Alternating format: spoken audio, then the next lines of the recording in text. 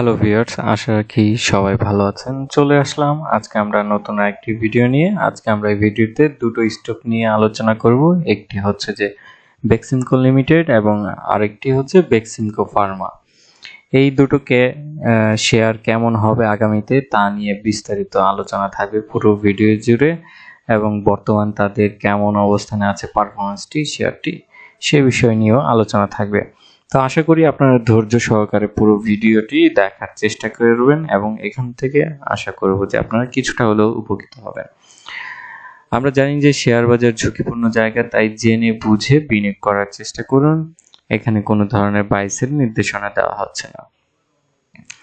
আমরা প্রথমে যদি আসি তাহলে বেক্সিমকো লিমিটেডের দিকে একটু আলোচনা করব। বেক্সিমকো লিমিটেডের আমরা দেখতে পাচ্ছি যে তাদের যে তৃতীয় প্রান্তিক ইপিএস বেশ একটা ভালো গ্রোথ হয়েছে। তাদের তৃতীয় প্রান্তিক ইপিএস হয়েছে 4 টাকা 51 পয়সা, যেখানে গত বছর ছিল 2 টাকা 38 পয়সা। তার মানে বোঝা যাচ্ছে যে আমাদের অলমোস্ট ডাবলের কাছাকাছি শেয়ারের ইপিএসটি বৃদ্ধি পেয়েছে, এবং 9 মাসে ইপিএস হয়েছে তাদের 13 টাকা 18 পয়সা।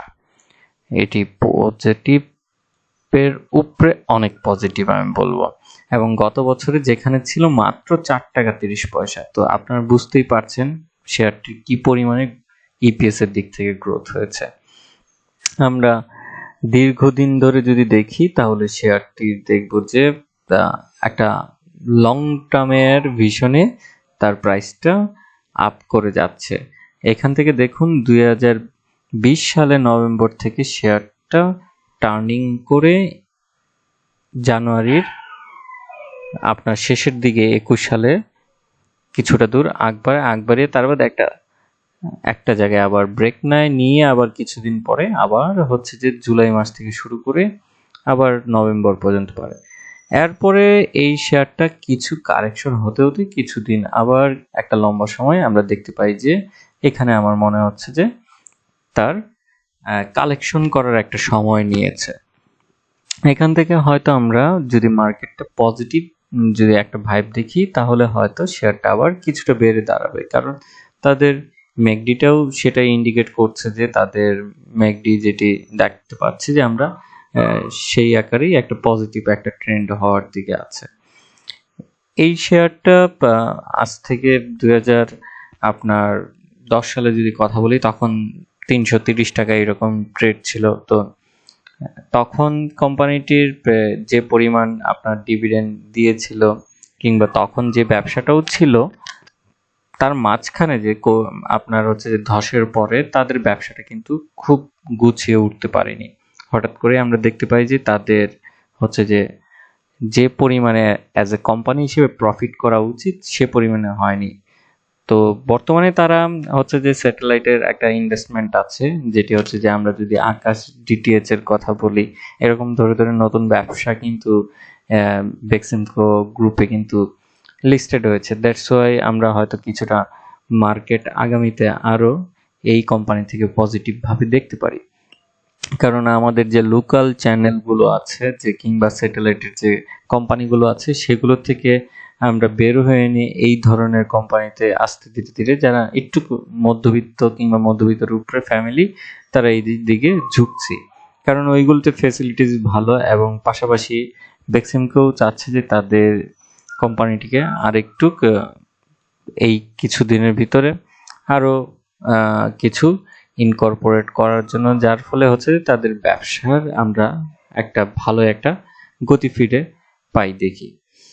অন্যদিকে যদি আমি বেক্সিমকো ফার্মার যদি এখন আসি স্টকটিতে, সেই স্টকটি দেখব যে তাদের 2022 সালের 3 নম্বর কোয়ার্টারে তাদের ইপিএস হয়েছে 2 টাকা 47 পয়সা, যেখানে গত বছর হয়েছিল 3 টাকা 28 পয়সা।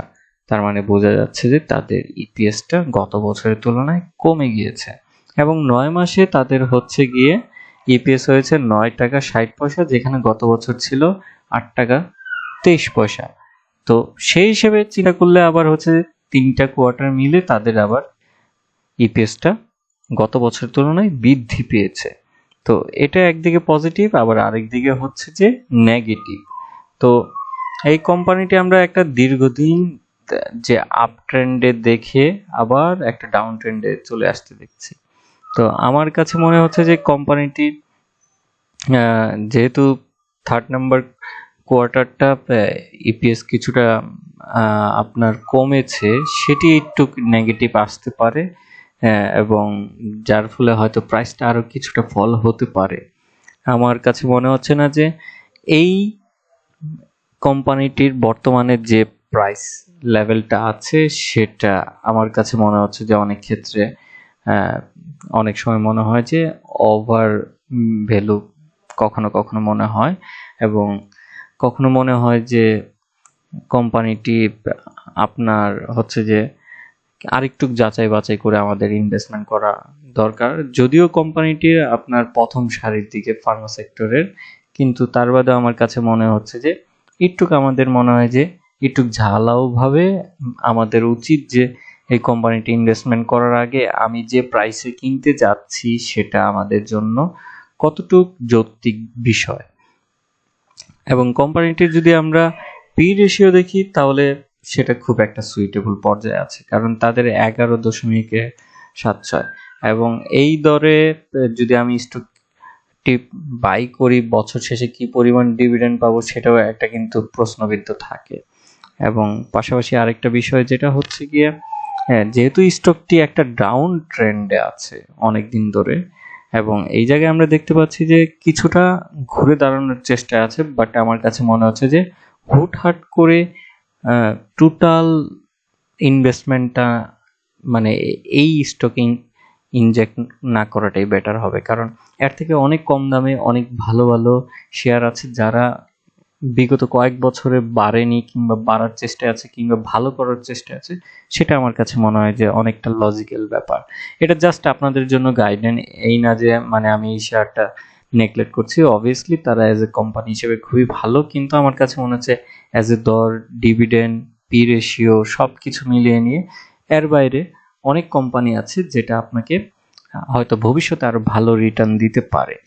এবং বেক্সিমকো ফার্মাও কিছুটা ঘুরে দাঁড়ানোর চেষ্টায় থাকবে, কিন্তু সেটা আমার কাছে মনে হচ্ছে যে যেহেতু দুটা কোম্পানির তাদেরই কিন্তু একটা ভালো একটা গেম হয়েছে, একটু এখন হয়তো তারা স্থির হওয়ার চেষ্টায় আছে, আর একটু সময় নিয়ে হয়তো আরো কিছু পরিমাণ বাড়তে পারে, বাট আমার কাছে মনে হয় না যে এন থেকে অনেক বড় আর প্রাইস গেইন করা পসিবল হবে। সো ডিফিকাল্ট আমার কাছে মনে হচ্ছে। যে আজকে এতটুকুই। ভালো থাকুন, সুস্থ থাকুন এবং শেয়ার বাজারে জেনে বুঝে বিনিয়োগ করুন। ধন্যবাদ।